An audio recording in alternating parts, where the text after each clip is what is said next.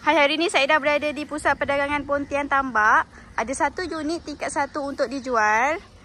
Facing laut, sea view. Okey, jom kita naik atas.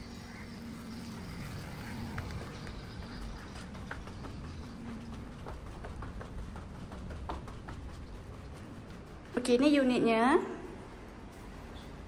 Kat luar dah ada rak kasut. Okey. Dah lengkap dengan kabinet. Okey. So kat sini ada open space untuk katil dan ada built-in wardrobe juga, kiri dan kanan. Sini ada meja.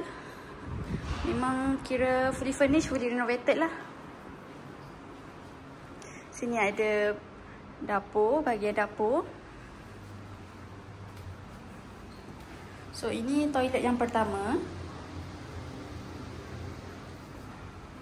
So kat sini dia punya living hall. Semua dah cornice, L-box.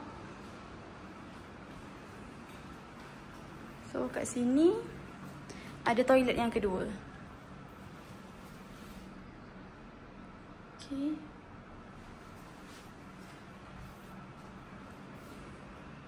So ni dia punya unit selling point dia, facing laut lah.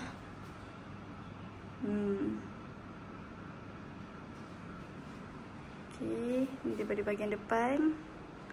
Oh, ni nak jual sekali dengan dia punya perabot semua.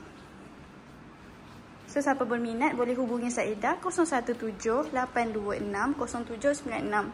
Bye.